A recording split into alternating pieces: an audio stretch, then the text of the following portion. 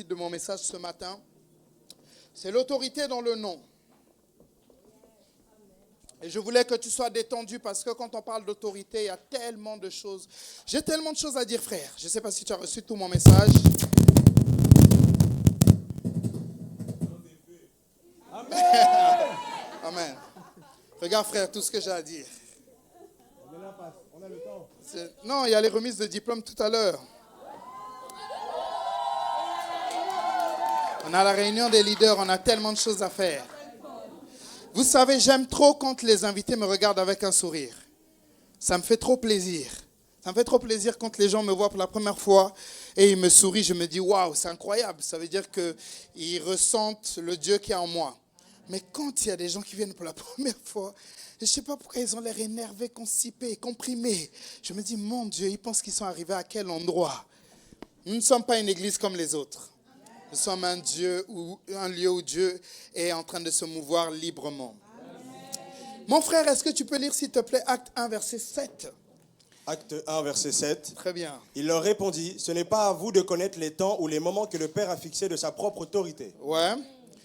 Pendant que je vais relire Acte 1, verset 7, est-ce que tu peux préparer Hébreux 1, verset 3? Il leur répondit, c'est Jésus qui répond. Est-ce que tu peux monter juste au verset 6, s'il te plaît? Au verset 6.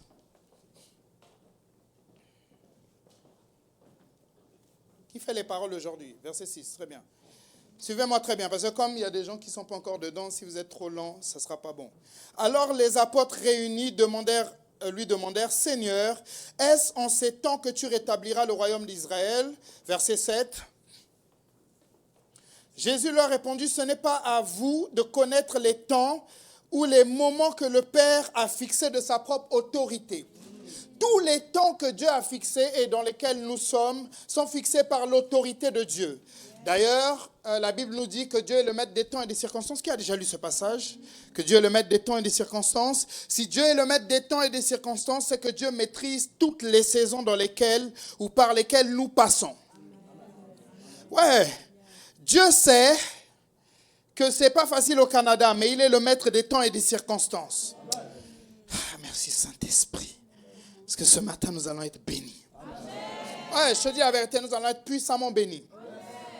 Dieu est le maître des temps et des circonstances et c'est son autorité qu'il utilise pour gérer les temps et pour gérer les circonstances. Est-ce que tu peux lire, s'il te plaît, Hébreux 1, au verset 3, on aura beaucoup de passages à lire. Donc, si tu me regardes pendant qu'on lit, je sais que je suis une belle créature. Tu l'es aussi, mais tu peux lire ta Bible en même temps. Hébreux 1, verset 3. Oui. Et qui, étant le reflet de sa gloire et l'empreinte de sa personne, très bien, et soutenant toutes choses par sa parole puissante, oui, a fait la purification des soutenant péchés. Toutes choses par quoi? Sa parole puissante. Sa parole puissante. Oh yes. L'autorité de Dieu se manifeste avec sa parole puissante. Quand Dieu dit quelque chose, la puissance de sa parole et son autorité font que la chose arrive. C'est pour ça que ce même Dieu est en toi. Et ce même Dieu d'autorité, lorsqu'il parle par toi, sa parole puissante soutient ta destinée. My God, my God, my God. Je ne sais pas là où vous êtes ce matin. Je ne sais pas, peut-être que vous êtes resté chez vous. Vous pensez à la soirée que vous avez vécue hier. Mais je suis en train de dire que Dieu soutient l'univers par sa parole puissante. Si jusqu'à présent, il n'y a pas eu d'explosion sur la terre et que la terre a disparu, c'est parce que la parole de Dieu soutient la terre et l'univers. Si jusqu'à présent, la violence n'a pas envahi toute la terre, c'est parce qu'il soutient toute chose par sa parole puissante. La parole de Dieu est tellement puissante que quand tu remets ta vie entre ses mains, Satan ne peut rien contre ta vie. Parce qu'il soutient toute chose par sa parole puissante. My God, je ne sais pas si vous comprenez à quel point c'est puissant. Il n'a pas seulement l'autorité, mais il a la puissance. Et tout à l'heure, nous allons voir la différence entre l'autorité et la puissance. Lis, s'il te plaît, 1 Corinthiens 14, verset 33. Je sais que je ne vous l'ai pas donné. Mais quand je prépare des messages, j'ai tellement de choses qui remontent dans mon esprit. Que Acte 14, verset 33. Nous sommes en train de parler de l'autorité. Et avant de parler de ton autorité, j'aimerais parler de l'autorité de façon générale. Lis, s'il te plaît, mon frère. 1 Corinthiens 14, verset 33. Car Dieu n'est pas un Dieu de désordre, mais de paix, comme dans toutes les églises des saints. Très bien, à 3, on va le lire tous ensemble, 1, 2, 3. Car Dieu n'est pas un Dieu de désordre, mais de paix, Comme dans toutes les églises. Regardez, Dieu n'est pas un Dieu de désordre, mais de paix. Ça veut dire que partout où il y a le désordre, il n'y a pas la paix de Dieu. J'aimerais vraiment que vous puissiez me suivre attentivement. Si vos finances sont désordonnées, c'est normal que vous n'ayez pas la paix financière de Dieu. Si vos émotions sont désordonnées, c'est normal que vous n'ayez pas la paix de Dieu. Beaucoup de personnes n'arrivent pas à comprendre. Elles prient pour la paix, mais elles n'arrivent pas à comprendre qu'il faut d'abord mettre de l'ordre dans ses émotions. My God, my God, my God. Tu ne peux pas t'énerver n'importe comment et prier pour la paix de Dieu. Parce qu'avant que la paix vienne, il faut d'abord l'ordre. C'est pas moi, c'est la Bible qui dit. Dieu n'est pas un Dieu de désordre, mais de paix. Donc la paix et l'ordre ont un lien. Si dans ton groupe, il n'y a pas d'ordre, il n'y aura pas la paix. Mais qu'est-ce qui maintient l'ordre dans le groupe? C'est l'autorité. C'est pour cela qu'il y a l'autorité à l'église. L'autorité dans vos entreprises, même si je sais que certains d'entre vous, vous ne respectez pas vos patrons, mais je vous dis, une entreprise sans patron, c'est une entreprise qui ne va même pas réussir. Ce qui maintient l'organisation et l'ordre, c'est l'autorité. C'est pour ça, mon Dieu, chaque fois que Satan veut détruire une organisation, il installe le désordre. Vous allez remarquer que chaque fois que Satan veut affaiblir l'autorité du leader, les gens commencent à critiquer le leader. Mais qu'est-ce qui se passe? Satan veut affaiblir l'autorité pour installer le chaos et le désordre.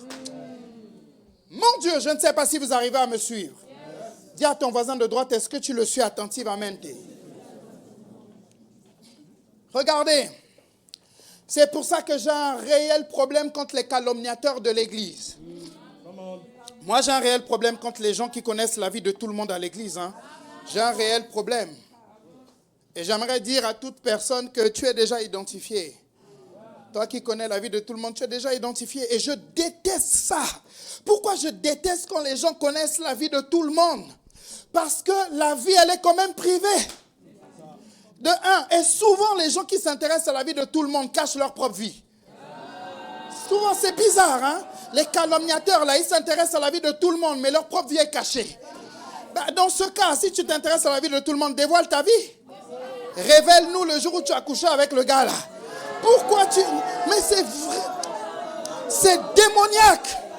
C'est démoniaque ce truc là. Oui, mais tu sais que tel respo est avec tel respo, mais bonsoir, on n'en a rien à faire. Rien. Même moi qui te parle, ça ne m'intéresse pas. Beaucoup de gens, moi, si ça tenait qu'à moi, tout le monde serait célibataire. Jusqu'à ce qu'ils aient la maturité d'être en couple. Donc ça ne m'intéresse pas qui se met en couple avec qui. Mais comment toi, ça t'intéresse, mais ta propre vie est chaotique? Tu t'intéresses à la vie des autres, mais ta propre vie, tu n'es pas intéressé. C'est bizarre. Non, mais... On est en train de parler d'autorité et c'est important de comprendre que l'autorité est là pour mettre de l'ordre. De l'ordre. Et une église où on est tout le temps en train de parler de la vie des gens, c'est une église où il ne peut pas avoir de l'ordre. L'unité installe l'ordre dans l'église. Il y a des gens, ils viennent dans cette église, je vois bien que la personne qui me présente là est bizarre. Il dit c'est mon frère, je sais bien que ce n'est pas son frère. Parce que c'est un gros doi international. La façon dont le frère le regarde, c'est-à-dire qu'il dit « Bonjour pasteur, je te présente mon frère, mon collègue. » La façon dont le frère le regarde, je dis « C'est pas ton frère, mais ne t'inquiète pas. » Je dis « Ne t'inquiète pas, c'est ton frère, on va jouer le jeu. » Non, c'est ton frère, oh gloire à Dieu. Pourquoi on fait ça? Parce qu'on ne veut pas s'intéresser à la vie des gens. S'il vous plaît, l'ordre, dis à ton voisin l'ordre. Que chacun se mêle de sa propre vie, s'installera l'ordre dans l'église. La Bible nous dit dans Romains 13, versets 1 à 6, que toute autorité vient de Dieu. Même ton responsable de GR vient de Dieu.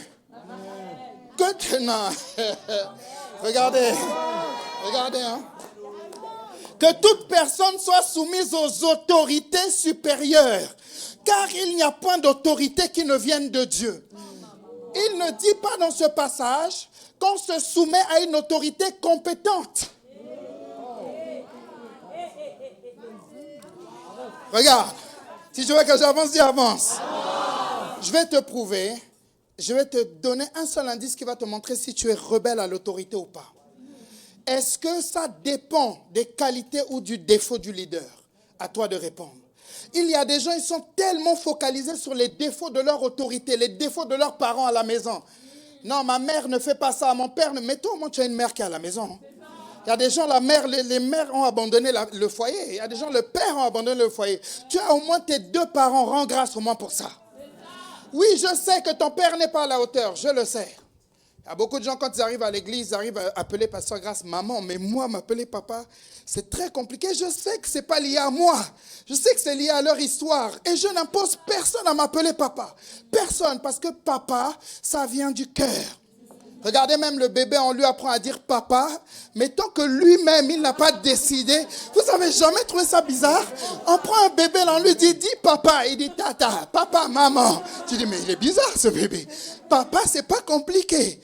Mais parce qu'il doit décider de dire papa et de le répéter. Si quelqu'un ne veut pas m'appeler papa, c'est pas grave, ça ne va rien changer à ma vie. Tant que j'impacte sa vie, c'est le principal. Est-ce que vous savez qu'il y a des gens qui ont même du mal à appeler Dieu Père? Il y a des gens, quand ils prient, ils vous voient Dieu. Ouais. Peut-être que dans ce cas, tu pries et tu vous vois Dieu. Notre Père, vous qui êtes élevés en dignité, veuillez bénir la terre et ce repas. Ah bon? Je te pose une question. Est-ce que tu as déjà, vous voyez ton père ici? Papa, pouvez-vous me donner $20 afin que je puisse manger? Qui dit ça? Personne. Mais tu vous vois Dieu. Pourquoi manque de révélation de qui est le Père? C'est basic. Très basique. On était entre responsables et j'ai demandé à quelqu'un de prier. Et la personne a prié. Quand la personne a prié, je lui ai envoyé un message après. J'ai dit, oh mon frère, tu as prié comme ton ancienne nature. Là. Notre Père, vous qui êtes élevés, veuillez bénir ce repas, donner à manger aux orphelins, à ceux qui n'en ont pas. Regardez, je vais vous enseigner quelque chose, c'est une parenthèse. Prier pour le repas, ce n'est pas une formule. Il y a des gens, vous priez pour le repas comme ceci. Notre Père, veuillez bénir le repas, donner à manger à ceux qui n'en ont pas. Déjà, c'est très vague. Parce qu'il y a quelqu'un en bas de ta rue là qui n'en a pas. Et toi, tu as de l'argent pour aller lui acheter. Donc, ne prie pas, va acheter. My God, ça vient de s'envoler. Ça vient tout juste de s'envoler. Regardez. On prie pour des sujets quand Dieu ne peut pas, quand Dieu est le seul à agir. Mais quand tu peux agir, pourquoi tu pries? Donner à manger à ceux qui n'en ont pas. Mais il y a ton voisin qui n'en a pas. Prends et va lui donner à manger. Arrête de prier de façon stupide. Prends et va lui donner à manger. C'est basique. C'est basique. Regarde, il y a des gens qui prient pour le mariage. Et je suis toujours dans ma parenthèse que je vais fermer d'ici 2 minutes. Ils prient pour le mariage. Mais l'exaucement ne dépend pas de Dieu, mais l'exaucement dépend de leur caractère. Ils attendent que Dieu réponde et leur donne le mariage, mais Dieu attend qu'ils répondent avec leur caractère. Dieu dit, je ne vais jamais te donner mon enfant, tu vas tuer mon enfant. Comme on dit aux Antilles, je pense c'est manger cochon, c'est ça? Manger cochon. Un caractère, il y a des gens, c'est-à-dire que le caractère est tellement terrible que l'un des indices, c'est que tu n'arrêtes pas de changer d'emploi. Tu changes un travail, tu vas dans un autre travail, tu es tellement...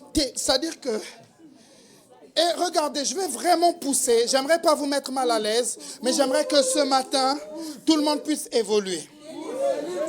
Si tu veux que j'évolue, que tu évolues, dis évolue. Évolue! Regardez. Il y a des gens, ils viennent à l'église, on leur dit, tu as tel défaut, ils disent, on ne m'a jamais dit ça. Je vais te poser une question simple. Est-ce que c'est à l'hôpital qu'on discerne une maladie ou est-ce que c'est à la maison? La Bible dit, ce ne sont pas les bien portants qui ont besoin de médecins, mais les malades. Or, l'église est un hôpital. C'est normal que lorsque tu arrives à l'église, on diagnostique une maladie que tes parents n'ont pas diagnostiquée.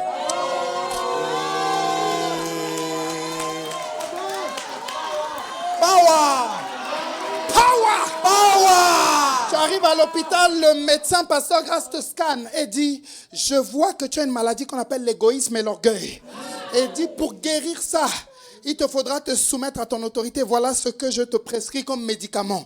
Et toi, tu dis, on ne m'a jamais dit ça dans ma famille. Je te pose une autre question. Et si dans votre famille, vous vous ressemblez tous? Aïe, aïe, aïe, aïe, aïe, aïe, aïe, aïe, aïe. Si vous vous ressemblez tous, comment tu sauras Mais mon Dieu, mon Dieu, mon Dieu, mon Dieu. Regarde. Vraiment. Tu grandis dans un environnement où tout le monde a un gros nez. Je prends cet exemple parce que moi-même, je n'ai pas un petit nez. Tu grandis dans un environnement où tout le monde a un gros nez. Et dans ta famille, tu es celui qui a le nez le moins gros. Et le jour où tu arrives dans un endroit où les gens ont des petits nez, tu dis, on ne m'a jamais dit que j'ai un gros nez, mais c'est normal. Tu as grandi dans un environnement où tout le monde a un gros nez. Et donc, tu ne te rends pas compte que l'environnement t'a aveuglé. C'est pour ça que quand tu arrives à l'hôpital, la Bible parle de l'esprit de révélation et de sagesse. Écoutez-moi bien, chers frères et sœurs. L'une des plus grandes choses qui arrivent après la nouvelle naissance, c'est la révélation. Parce que tant que vos yeux ne s'ouvrent pas, vous ne verrez pas les choses comme Dieu. Il y a des gens qui sont chrétiens même depuis 10 ans. Le caractère n'a jamais changé. Et ils veulent des responsabilités, ils veulent l'autorité. Toute autorité vient de Dieu. Dieu ne peut pas te promouvoir alors que tu n'as pas son caractère. Jamais. Je ne suis pas dans des choses compliquées. C'est basic. Autre chose, l'autorité fonctionne par délégation. Ça veut dire que personne n'a une autorité tant qu'on ne lui a pas donné. Je vais rappeler quelque chose au responsable de GR.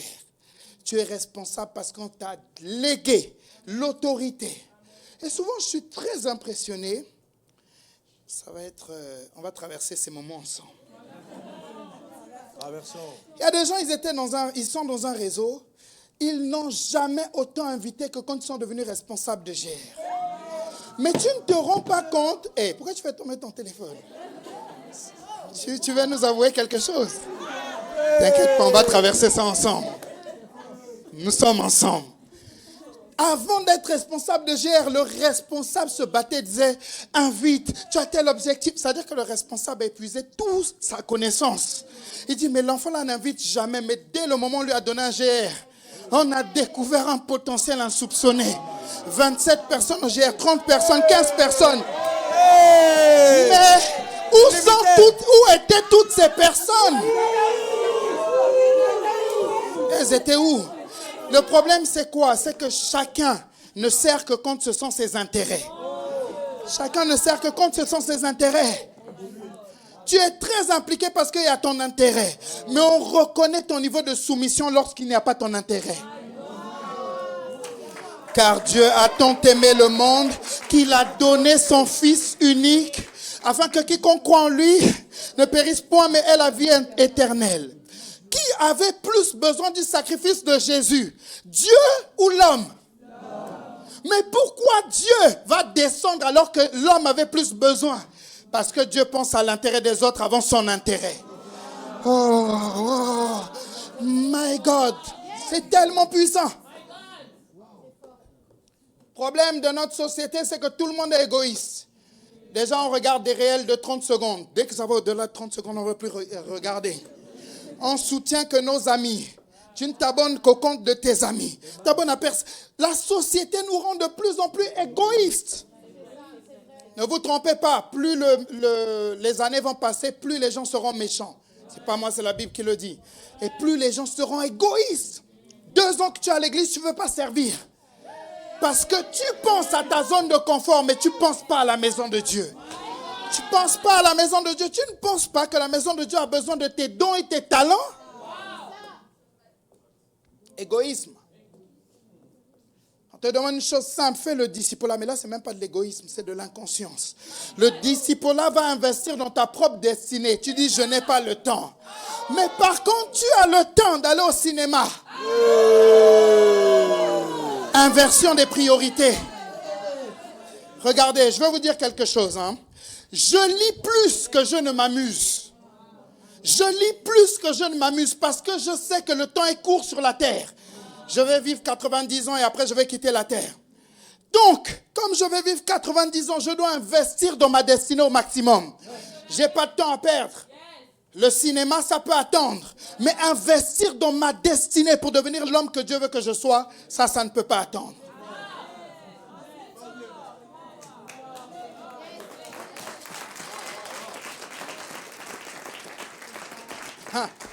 Regarde, peut-être que tu ne vas pas beaucoup m'aimer, mais je vais avancer.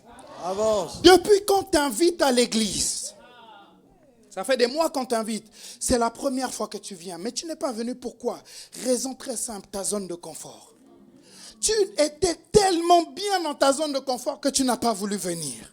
Mais il s'agit ici de ta vie, pas de la mienne. Il s'agit de ta destinée, de l'investissement de ta destinée. Et si tu es ici pour la première fois, ne pars pas sans avoir accepté Jésus. Amen. D'ici quelques minutes, on fera l'appel et on va te proposer d'accepter Jésus dans ta vie. Je peux te garantir que ce sera la plus belle chose qui va arriver dans ta vie. Amen. Hein? Beaucoup de gens ne veulent plus investir. Nous sommes dans une société où on investit plus sur l'image que sur l'intérieur. On veut que le pasteur nous voit bien. Mais alors que Dieu nous voit tous les jours dans nos souillures. Et c'est tellement choquant de voir des gens se battre pour que le pasteur se rapproche d'eux, mais ils ne sont pas proches de Dieu. Tellement, ils sont prêts à faire des offrandes pour que le pasteur puisse les avoir dans leur cœur. Regarde, toute offrande a un parfum. Tu peux faire une offrande, mais si ce n'est pas Dieu qui t'a conduit à la faire, ça ne va rien changer à ta vie. Je vais même continuer. Je sais que peut-être je ne serai pas ton ami aujourd'hui. Je sais de quoi je parle. Je parle de l'autorité, ne vous inquiétez pas. Je sais très bien, il me reste combien de temps? Très bien. Donc les 15 dernières minutes, je sais que je vais booster la foi de tout un chacun. Ne vous inquiétez pas. J'étais en train de dire quoi juste avant? Le parfum de l'offrande.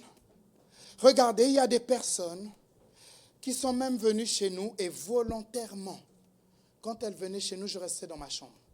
Je ne voulais, c'est pas que je ne les aime pas, mais j'ai fait volontairement le choix de ne pas me rapprocher de ces personnes. Parce que ce n'est pas toute personne qui fait évoluer ta destinée. Et il y a même des personnes qui ne doivent pas rentrer chez toi. C'est pour ça que Pasteur Grace et moi, on a pris la décision. Certaines personnes ne viennent plus chez nous. Parce qu'il y a des personnes qui viennent chez toi avec un intérêt derrière. Je savais que ça n'allait pas être la partie préférée du message. Mais beaucoup d'entre vous, vous ne savez pas. Vous étiez en feu, mais qu'est-ce qui vous a ralenti? La personne que vous avez invitée dans votre vie. Tu as commencé à lui raconter tes secrets et cette personne a pris tes secrets, elle a raconté à tout le monde. Elle a détruit ta vie. Regardez, je sais que je parle de l'autorité. Mais je vais vous raconter ma vie en 2 minutes et vous montrer à quel point la calomnie est terrible. Pasteur Grace et moi, on avait une amie. Et cette amie parlait beaucoup, mais moi je ne savais pas qu'elle parlait beaucoup. Et Pasteur Grace me disait tout le temps, méfie-toi de cette fille. On va appeler la sœur Bernadette. Pasteur Grace me disait tout le temps, méfie-toi de Bernadette, méfie-toi de Bernadette. Mais moi, je n'écoutais pas. Parce que moi, je me disais, non. Et moi, j'avais un petit côté féminin avant. C'est que j'aimais connaître la vie de tout le monde. Et Bernadette, comme elle connaissait la vie de tout le monde... Tu parles bien, tu parles bien. Amen. Bon, pour ne pas être misogyne, ce n'est pas mon intérêt, je ne suis pas comme ça. Mais pour ne pas être misogyne, non, pour rester dans les cadres. Comme j'ai grandi avec ma mère me racontait souvent beaucoup d'histoires sur la vie des gens. Et donc moi, je ne savais pas que c'était bizarre. Et donc je m'asseyais, la sœur Bernadette racontait les histoires. Je disais, oh, telle est comme ça, telle est comme ça. Mais je ne savais pas que moi-même, ça allait m'arriver quelques années plus tard. Pasteur Grace me disait, méfie-toi de Bernadette, je ne comprenais pas. Un jour, je fais une erreur très grave. Et je ne voulais pas l'avouer au pasteur Grace ni à l'apôtre. Donc, merveilleuse idée. Je décide de l'avouer à Bernadette. Je vais raconter à Bernadette mon histoire. Mes chers frères et sœurs, c'est réel ce que je vous dis. Même pas moins de 2 jours, l'histoire avait déjà fait le tour de l'église. Quand vous me voyez lutter contre les calomnies, les cancans, les racontages, c'est parce que j'ai tellement souffert de ça. C'est-à-dire que quand toute l'église a su mon histoire, En me regardant d'une façon, je me suis dit, ce truc est tellement dangereux, je décide de ne plus m'occuper de la vie des gens. C'est là que même moi-même j'ai changé. J'ai dit non, ça fait trop mal. Ça fait tellement mal que je vais commencer d'abord par moi-même, ne plus m'intéresser à la vie des gens. Mais allons dans l'autorité.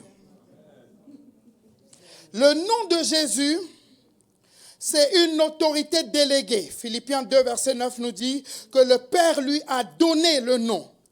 Donc il n'avait pas, quelqu'un a dû lui déléguer l'autorité dans le nom. Grand 1, l'autorité. L'autorité est le droit légal de commander et d'agir. Quelqu'un qui a l'autorité, est-ce que Marvin, tu peux venir s'il te plaît? Est-ce que Jonathan peut venir? Ou même pas Marvin, est-ce que Marie peut venir? Et Jonathan peut venir. Je vais faire une illustration très simple. Illustration. Marie est où? Elle est où Marie? Très bien. Je pensais même qu'elle servait. Elle, c'est le policier. Et lui, c'est le hors-la-loi. C'est un exemple. Si elle lui dit, pendant que lui roule à 150 km/h, elle l'arrête et elle le verbalise. Lui, il l'écoute en fonction de quoi? L'autorité, parce qu'il représente l'État. C'est-à-dire que lui, malgré le fait qu'il soit musclé, et elle n'est pas de muscle. En tout cas, je ne vois pas. Ces muscles ne serviront à rien face à l'autorité. Regardez, je vais pousser 10 pouces. Elle, comme elle est petite de taille, vraiment un petit format, elle représente le chrétien né de nouveau qui vient d'accepter Jésus aujourd'hui. Et lui représente le diable et ses démons. La Bible va dire, voici je vous ai donné le pouvoir de marcher sur les serpents, les scorpions et sur toute la puissance de l'ennemi, rien ne pourra vous nuire. S'il vous plaît, affichez Luc 10, verset 19, je vais vous démontrer quelque chose de tellement power. Quand la Bible dit, voici je vous ai donné le pouvoir, le mot pouvoir c'est le mot autorité. De marcher sur les serpents et les scorpions, sur toute la puissance. Ces muscles, c'est de la puissance. Mais l'autorité écrase la puissance. Power. Qu'est-ce que ça veut dire? Mais je vais pousser, dis avec moi, pousse. Comme Dieu sait que Satan est rebelle, Dieu ne donne pas seulement l'autorité aux chrétiens. Il dit, mais vous recevrez une puissance, celle du Saint-Esprit survenant sur vous. Ça veut dire que le chrétien n'a pas seulement l'autorité. Si lui, il utilise sa puissance pour résister à l'autorité, elle a la puissance en elle pour le soumettre. J'aimerais dire à quelqu'un, ça ne dépend pas du nombre d'années de vie chrétienne. Dès le moment où tu nais de nouveau, tu as l'autorité sur Satan et ses démons. My God, assieds-toi un instant. Merci beaucoup, asseyez-vous un instant. Je vais expliquer quelque chose rapidement. Regardez, laisse le passage. Satan sait que quand tu es né de nouveau, tu n'es pas conscient de ton autorité. C'est pour ça qu'il veut semer la peur dans ton cœur pour t'empêcher de manifester ton autorité. Hier, le Saint-Esprit m'a dit quelque chose de puissant. Dis avec moi, puissant. Puissant. Le Saint-Esprit m'a dit, le fait d'avoir l'autorité ne veut pas dire que tu l'utilises. Et je me suis dit, mais c'est tellement fort. Le Saint-Esprit m'a dit, est-ce que tu comprends qu'il y a des chrétiens qui ont de l'autorité, mais qui décident de ne pas utiliser leur autorité?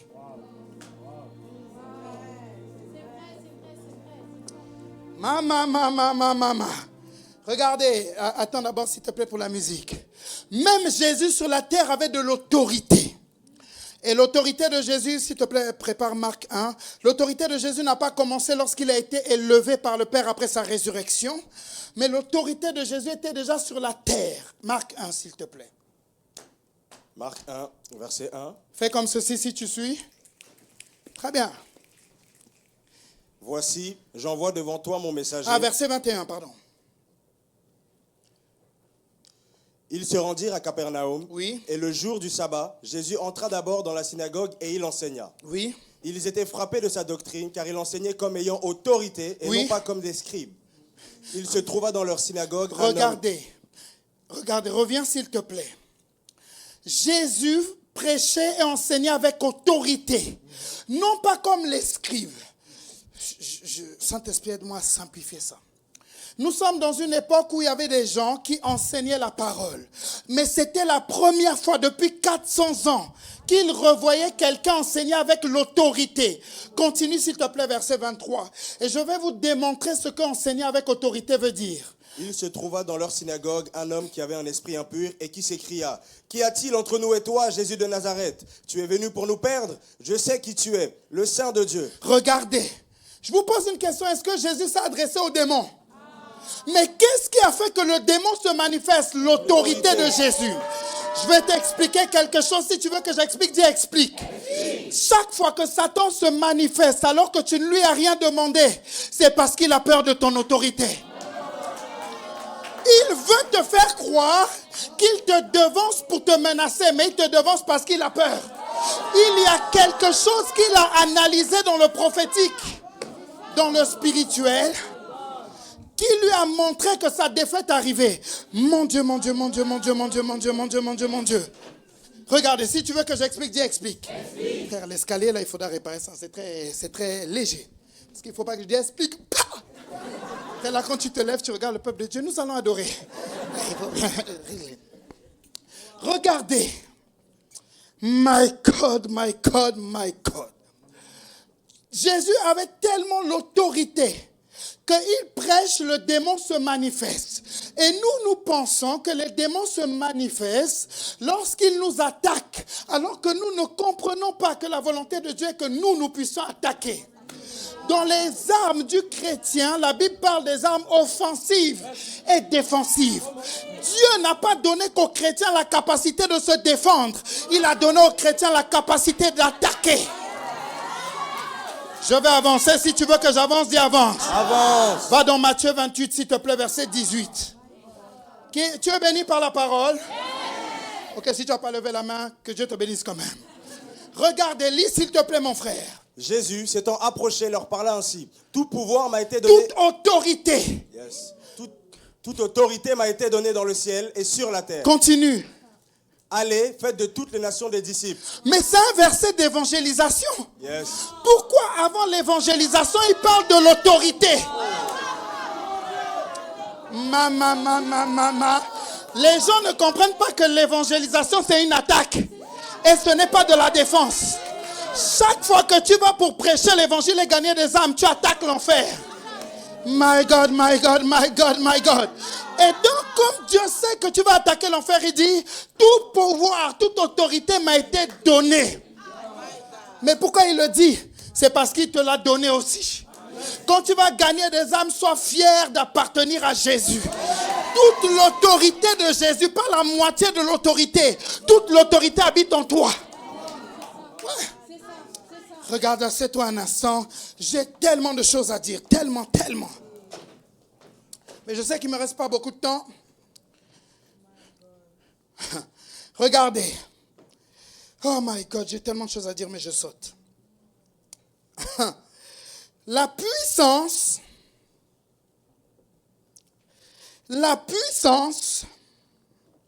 c'est le pouvoir, la force. C'est la force que Dieu nous donne pour associer à notre autorité. Et là, il y a 2 semaines, je vous ai dit que, dans Colossiens 2, verset 15, que Jésus a dépouillé les dominations et les autorités. Je vais dire quelque chose, j'espère que vous allez comprendre. Quand Jésus a dépouillé les autorités et les dominations, il ne les a pas dépouillées de leur puissance, mais il les a dépouillées de leur autorité.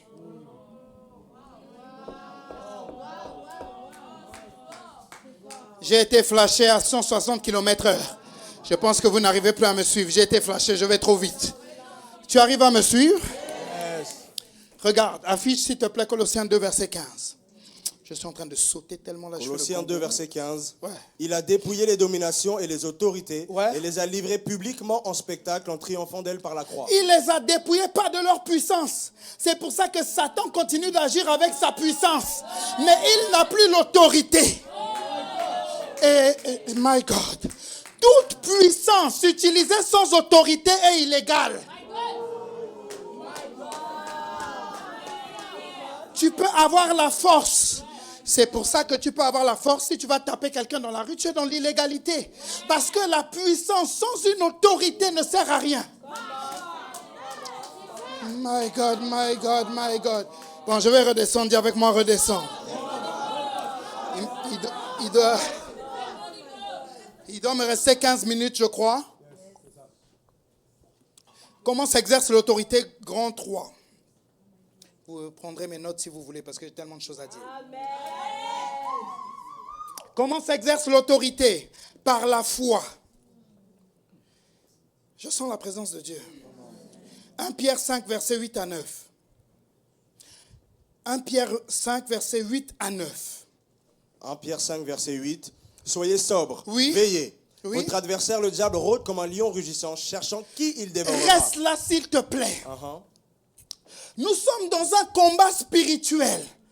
Et dans ce combat spirituel, l'introduction dit soyez équilibrés.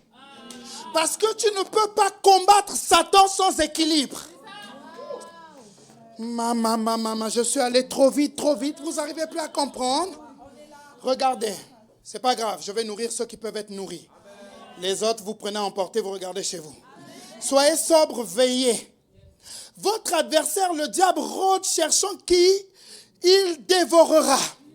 Si Satan rôde, ça veut dire qu'il n'est pas déjà dedans, mais il cherche l'accès pour rentrer. Une fois qu'il est rentré, il ne rôde plus, il est là. Mais s'il rôde autour de toi, c'est qu'il cherche la porte qui va le faire rentrer. Et cette porte, c'est quoi? Le manque de sobriété. Tu me suis? Tu me suis? Quand tu pleures tout le temps, tu es dépressive, tu n'arrives pas à gérer tes émotions de tristesse, manque de sobriété, tu ouvres la porte aux démons. Regardez, avant qu'un démon entre, il faut d'abord qu'il y ait des émotions déséquilibrées. Mon Dieu.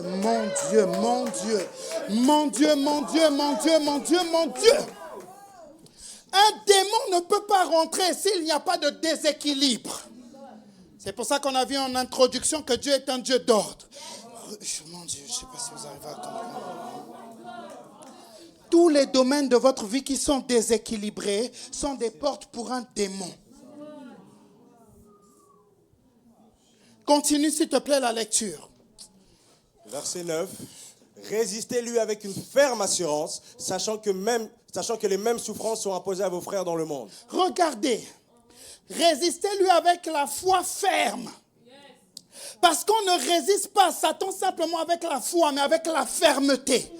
J'aimerais te dire, mon frère, ma soeur, toi qui pêches tout le temps et qui dis, mais je ne comprends pas pourquoi je n'arrête pas de tomber, ta foi n'est pas assez ferme. Il dit, sachant que les mêmes souffrances sont imposées à nos frères dans le monde, tu n'es pas le seul à être tenté. Tu n'es pas le seul à être persécuté, s'il te plaît. Arrête de croire que tu es le seul à souffrir. Tu n'es pas le seul. Dis à ton voisin, tu n'es pas le seul. Il dit, résistez-lui avec une foi ferme.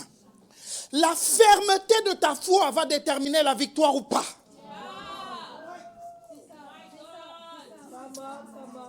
Ya.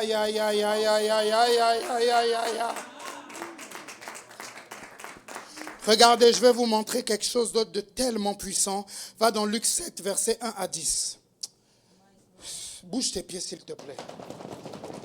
Luc 7, versets 1 à 10. Vas-y, mon frère. Après avoir achevé tous ses discours devant le peuple qui l'écoutait, très bien, Jésus entra dans Capernaum. Oui. Un centenier avait un serviteur auquel il était très attaché. Retenez, un centenier avait un serviteur auquel il était attaché, continue. Et qui se trouvait malade sur le point de mourir. Ayant entendu parler de Jésus, il lui envoya quelques anciens des Juifs pour le prier de venir guérir son serviteur. Ouais. Ils arrivèrent auprès de Jésus et lui adressèrent d'instances supplications disant, « Il mérite que tu lui accordes cela. Mais oui. Car il aime notre nation et c'est lui qui a bâti notre synagogue. » Oui. Jésus, étant allé avec eux, n'était guère éloigné de la maison. Quand le centenier envoyait des amis pour lui dire, « Seigneur, ne prends pas tant de peine, car je ne suis pas digne que tu entres sous mon toit. » Oui. C'est aussi pour cela que je me suis pas cru digne d'aller en personne vers toi. Oui. Mais dis un mot, et mon serviteur sera guéri. Oui, continue s'il te plaît. Car moi qui suis soumis à des supérieurs, j'ai des soldats sous mes ordres. Oui. Et je dis à l'un, va, et il va. À l'autre, viens, et il vient. Oui. Et à mon serviteur, fais cela, et il le fait. Continue s'il te plaît. Lorsque Jésus entendu ces paroles, il admira le centenier. Et, se tournant vers la foule qui le suivait, il dit, je vous le dis, même en Israël, je n'ai point trouvé une aussi grande foi. Regardez le passage. Il est tellement puissant. C'est tellement puissant. Cet homme est en train de décrire qu'il comprend l'autorité. Il dit, moi je ne me crois pas digne d'aller vers toi. Il envoie d'abord ses serviteurs.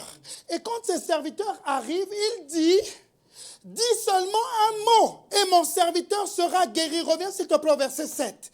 Je vais leur montrer quelque chose pour ceux qui réussiront à digérer cela. Verset 8.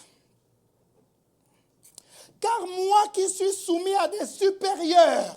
Donc en d'autres termes, tu ne peux pas exercer l'autorité si tu ne comprends pas l'autorité. Moi-même, je comprends, je suis soumis à des supérieurs. J'ai des soldats, mais qui sont les soldats? Les anges. Pour exercer ton autorité, Dieu te donne les anges.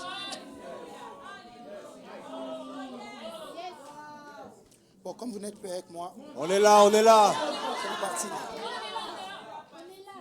My God, my God, my God, my God, my God. Bon, je continue. Regardez, je dis à l'un, viens et il vient, va et il va.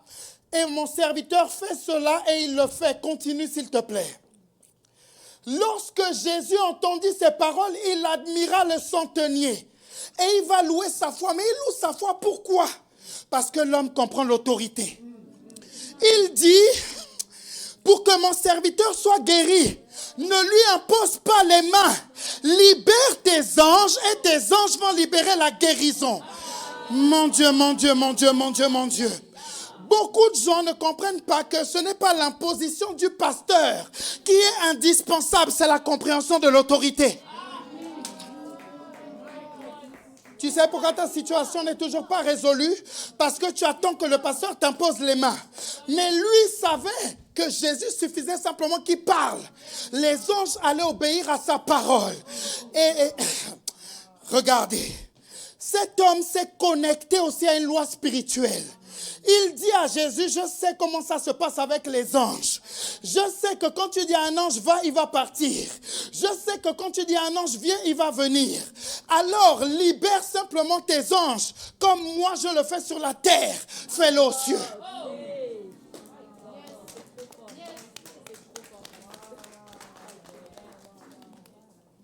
Comment s'exerce notre autorité? Par la parole. Notre autorité s'exerce par la parole. Marc 4, versets 35 à 41. Je finis dans 5 minutes. Je vais vous laisser tranquille. Je dis. Marc 4, verset 35. Ouais. Ce même jour, sur le soir, Jésus leur dit, passons à l'autre bord. Après avoir envoyé la foule, ils l'emmenèrent dans la barque où il se trouvait. Il y avait aussi d'autres barques avec lui. Oui. Il s'éleva un grand tourbillon et des flots se jetaient dans la barque au point qu'elle se remplissait déjà. Ouais. Et lui, il dormait à la poupe sur le coussin. Ils se réveillèrent et lui dirent, Reprends s'il te plaît au verset 36, mon frère. Après avoir renvoyé la foule, ils Ouais. l'emmenèrent dans la barque où il se trouvait. Ouais. Et il y avait aussi d'autres barques avec lui. Oui. Il s'éleva un grand Attends, tourbillon. je vais lire. Non, reviens au verset 37, s'il te plaît, sœur. Il s'éleva un grand tourbillon. Et les flots se jetaient dans la barque, au point que la barque se remplissait déjà. Continue, s'il te plaît. Et Jésus dormait. Reste là, s'il te plaît. Je me pose une question. Qui dort alors que la tempête est levée et que les flots sont en train de rentrer dans la barque? Je vais identifier ça à ta vie. Qui dort alors qu'il a un problème de crédit de $5,000? Qui dort alors qu'il a un problème cardiaque? Qui dort alors que son père est à l'article de la mort? La tempête se lève.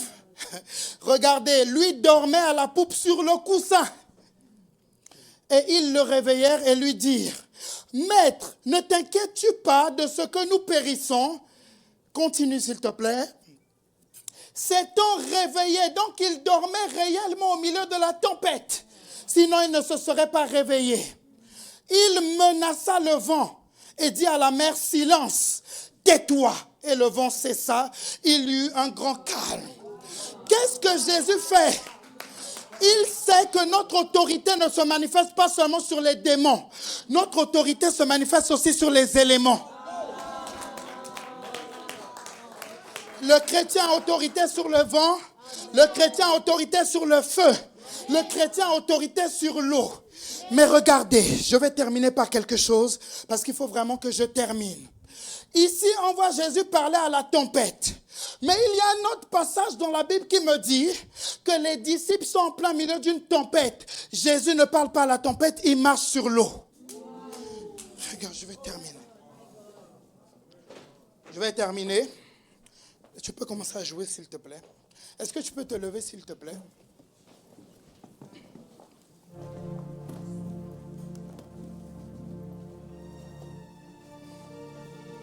Très bien, mon frère.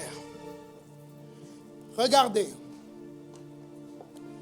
Dans ce passage, on voit Jésus parler à la tempête. Mais dans un autre passage, la Bible nous dit que les disciples étaient au milieu de la tempête. Jésus marchait sur l'eau et il était sur le point de dépasser ses disciples. Première question, est-ce qu'il n'est pas confronté à la tempête? Si. Mais il ne voit pas la tempête. Mais pourquoi il marche sur l'eau et il ne va pas arrêter la tempête? Parce qu'il comptait sur ses disciples pour arrêter la tempête. Quand Jésus t'a déjà montré ce que tu as à faire, il ne veut plus le faire à ta place.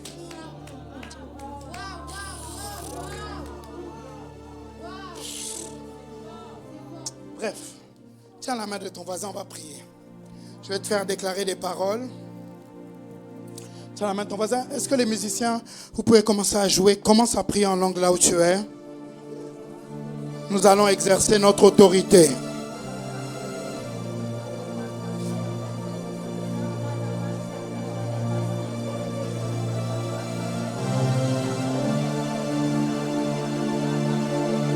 Baladalia kateleliate. Arados keleliata labasutelede. Paramandeli katalaba. Alors que tu as la main de ton voisin, tu vas déclarer après moi, Père, je déclare dans le nom de Jésus que j'ai l'autorité de marcher sur les serpents, les scorpions et sur toute la puissance de l'ennemi. Rien ne pourra me nuire. Je déclare que les éléments me sont soumis. Je parle à la tempête dans ma vie et je déclare le calme, le calme, le calme, le calme, le calme. Tempête financière, tempête professionnelle, tempête émotionnelle. Tu te calmes au nom de Jésus. Commence à prier là où tu es.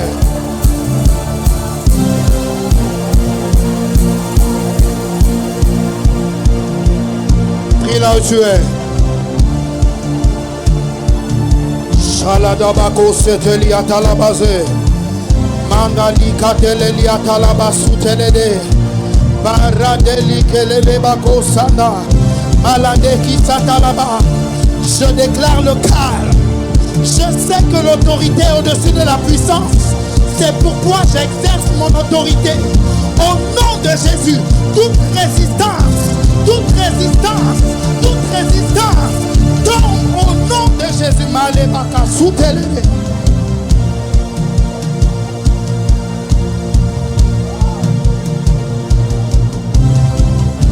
Tu vas déclarer après moi.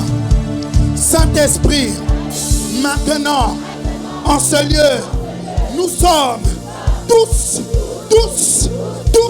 sous ton autorité. Sous ton autorité.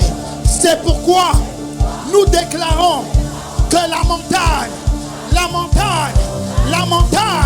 qui se dressait devant nos vies, saute de là, et nous la balançons dans la mer. Nous déclarons que tout esprit, toute force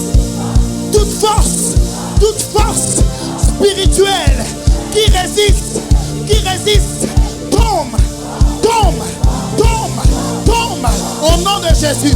Comment prie? Malapele katapayade, likalama soutelede, les parados katapa. Je déclare que toute résistance tombe, toute résistance tombe, toute résistance tombe, toute résistance tombe, au nom de Jésus, au nom de Jésus, au nom de Jésus. Je prophétise, décrète et déclare, je prophétise, décrète et déclare que la tempête cesse, le ciel est ouvert. Malamandeli Akade. Comment prie, comment prie. Salamamande.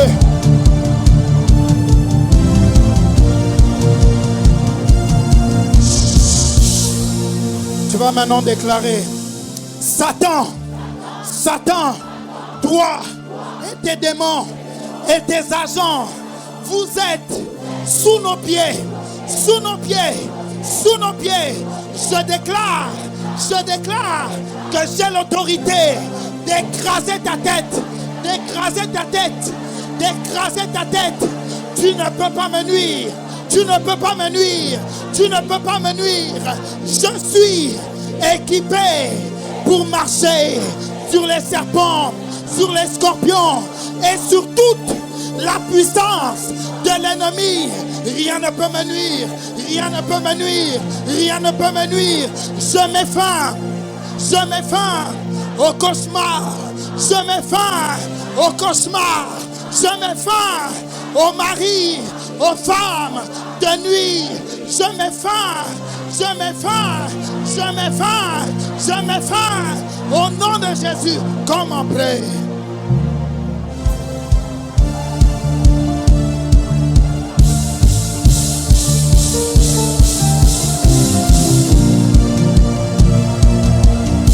Ouvre ta bouche et prie là où tu es.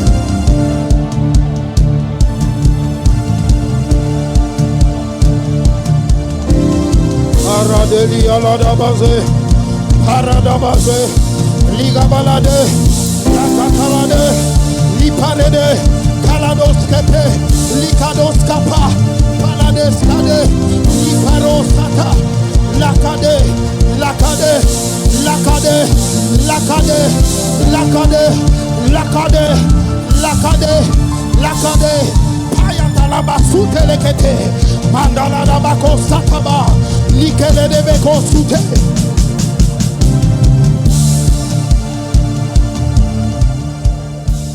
Regardez-moi 2 minutes. Je vais vous expliquer la puissance d'ouvrir sa bouche et de prier. Regardez autour de vous toutes les chaises qui sont remplies. Je vais vous expliquer quelque chose. Cette semaine, le Saint-Esprit me rappelle quelque chose qu'il m'a dit au début de l'église. Il m'a dit: ne t'ai-je pas dit que la croissance de l'église dépend de tes prières? Et Dieu a commencé à me persécuter, à me dire: tu ne pries pas assez. Je dis: mais je prie tous les jours. Dieu dit: non, la croissance de l'église dépend de tes prières. Cette semaine, prie. Regarde à ta gauche et ta droite. J'aimerais te dire que tant que tu n'ouvres pas ta bouche pour prier, la puissance ne va pas se libérer. Je vais même aller plus loin. Tu ne le sais pas, mais il y a des gens spirituellement qui combattent cette église. Mais au nom de Jésus, ils ont échoué. Je n'entends pas ton amen.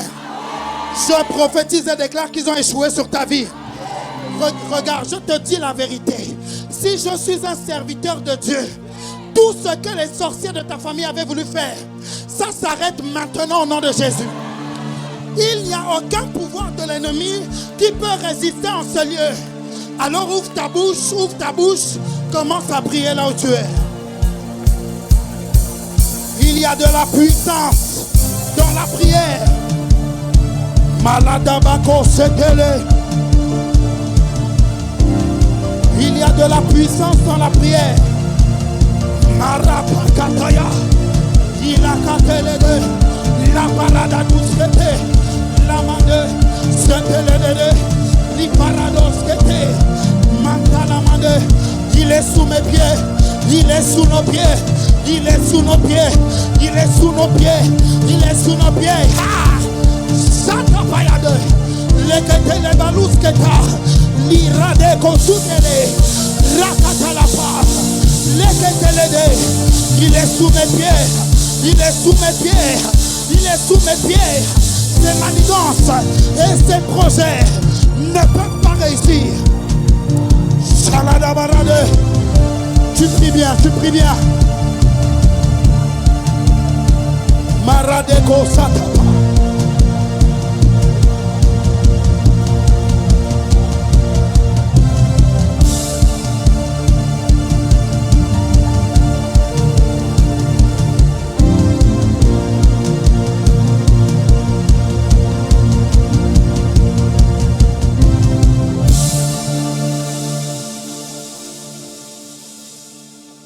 Tu es dans ce lieu et tu fais des cauchemars. J'aimerais que tu mettes ta main sur ton cœur. Tu fais des cauchemars la nuit, mets ta main sur ton cœur. Est-ce que vous pouvez m'accompagner avec des plages, mais inspirez. Inspirez, s'il vous plaît. Je prends autorité au nom de Jésus sur tout esprit qui vient dans tes rêves et qui cause les cauchemars. Tu pars maintenant au nom de Jésus. Maintenant, au nom de Jésus, esprit impur, tu les libères maintenant. Au nom de Jésus, je les déclare libres. Ces cauchemars ne reviendront plus. Au nom puissant de Jésus.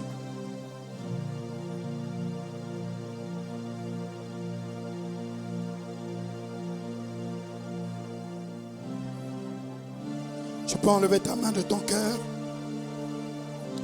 Tu es dans ce lieu et je vais terminer par ça. Tu ne connais pas le Seigneur Jésus. Tu as entendu la parole et tu veux que Jésus entre dans ta vie. Tu veux que Jésus entre dans ta vie et devienne ton Seigneur et ton Sauveur. Je te garantis d'une chose, c'est que ça sera la plus belle décision que tu prendras de toute ta vie. Tu es là, j'aimerais que tu lèves simplement ta main. Je vais t'aider à prier. Je vois une main se lever, une deuxième main se lever, une troisième, une quatrième. Une cinquième. Est-ce qu'on peut les aider à s'avancer? On va faire la prière ensemble et je vais terminer par ça. Sœur, je peux faire la prière avec eux.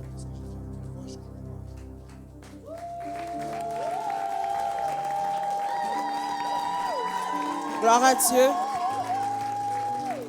Pour toutes les personnes qui veulent ce matin faire la paix avec Jésus, vous pouvez vous avancer. C'est la bonne journée. Alléluia.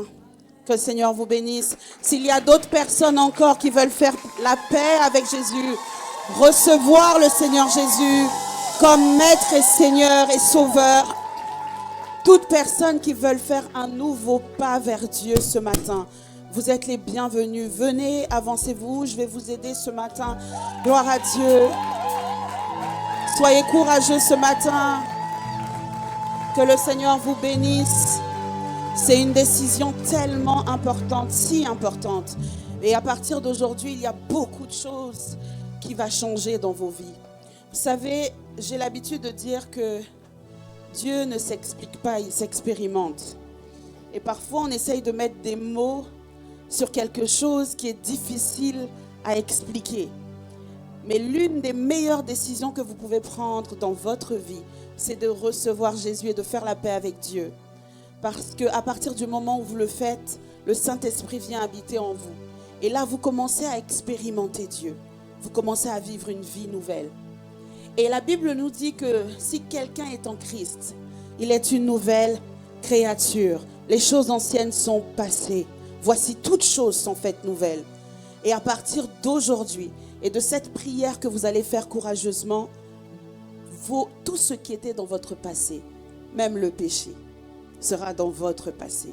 Et le Seigneur va vous donner une nouvelle force pour vivre, une nouvelle force pour croire, une force nouvelle pour marcher avec lui. Je vais vous demander quelque chose. Vous allez fermer vos yeux et répéter juste cette prière courageusement avec moi. Dites: Seigneur, je m'approche de toi, je t'ouvre mon cœur. Je te demande pardon pour toutes les fois j'étais loin de toi. Aujourd'hui, je veux faire la paix avec toi. Je veux te rencontrer. Je suis venu non pas écouter un homme, mais t'écouter toi. Alors aujourd'hui, je reçois ton pardon, je reçois ton amour, j'accepte ton sacrifice à la croix de Golgotha pour mes péchés. Merci Seigneur, parce que tu m'apprends à marcher avec toi, à te faire confiance tous les jours de ma vie. Je te reçois, Seigneur Jésus, comme mon Sauveur et comme mon Dieu. Désormais, je suis enfant de Dieu. Désormais, je suis né de nouveau. Désormais, je suis chrétien. Au nom de Jésus. Amen. Amen. Félicitations à chacun d'entre vous. Félicitations à chacun d'entre vous.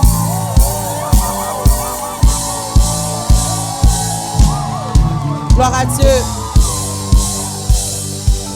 Je vais juste vous expliquer pourquoi tout le monde se réjouit. Parce que la Bible dit que pour une seule personne qui se tourne vers Christ, c'est le ciel entier qui est dans la joie. Alors actuellement là, il y a de la joie au ciel et il y a de la joie dans nos cœurs du fait que vous ayez fait cette prière. Mais on ne va pas vous laisser comme ça. Parce qu'après une telle prière, il faut être accompagné. Après une telle prière, vous avez besoin d'une église. Alors notre église n'est pas parfaite, mais c'est celle que je connais. Et je vous invite à la rejoindre si jamais vous ne savez pas où aller. Cette famille peut être la vôtre. Amen.